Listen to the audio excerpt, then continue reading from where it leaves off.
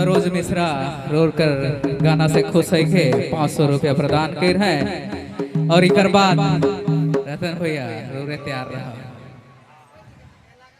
चलू हमरे के सहदेव बड़ाई भैया की तरफ से 500 रुपये का पुरस्कार है। दादा के दिल से धन्यवाद है। यह तरी देवती तमने चढ़ता है। खैर कोई बात नहीं, सब भाई कर प्यार है। जे प्यार करेला वह आशीर्वाद करेला। चलो जब एगो रंग हलक तो दूसरा बटे जाए चाहिए नहीं। लसिया माले ही है, लसिया के नाम से कई होए के चाहिए।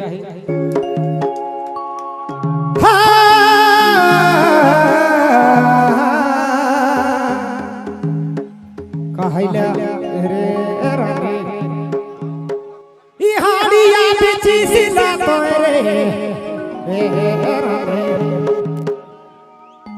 दारुआ बिची सिला तोरे लासिया वाली रे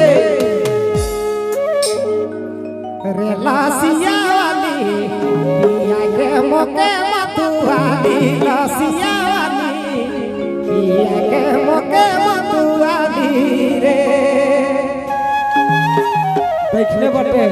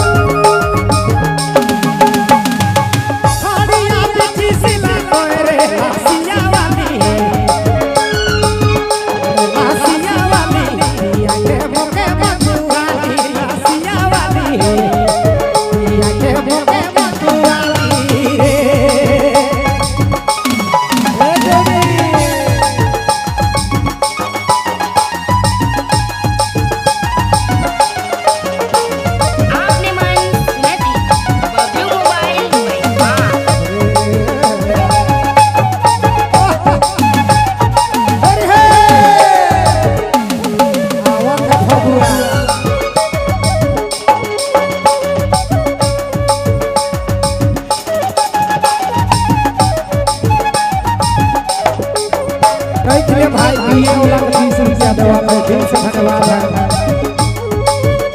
अनिल भाई दिल से धन्यवाद है भाई।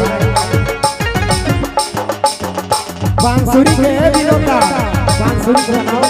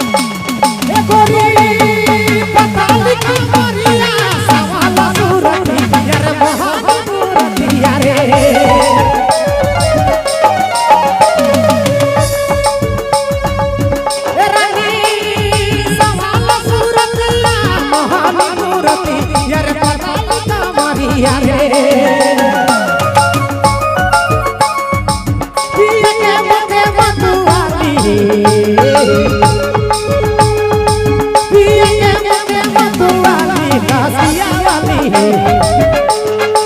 पिया के मोके मतवाली लसिया वाली पिया के मोके मतवाली तुझे खराब है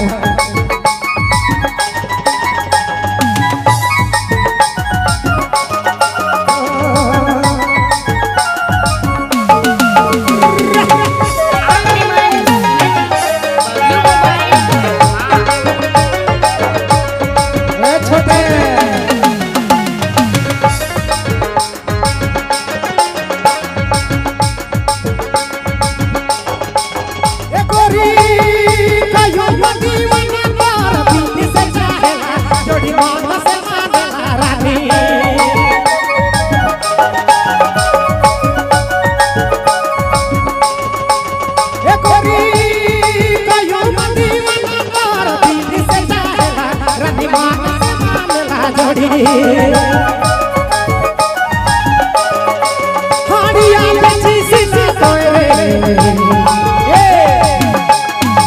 हाड़िया बची सिला तोरे लसिया वाली पिया के मोके मतवाली लसिया वाली पिया के मोके मतवाली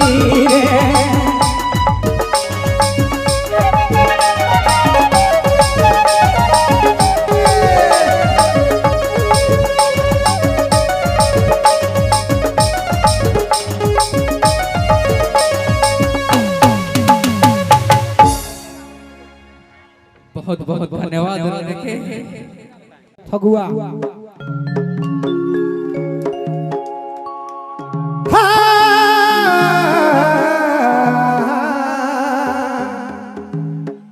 कहैला रे रानी ई हाड़िया बिची सिला तोरे रानी दारुआ बिची सिला तोरे लासिया रे लासिया वाली पिया के मोके मतवाली लासिया वाली पिया के मोके मतवाली रे देखने बटे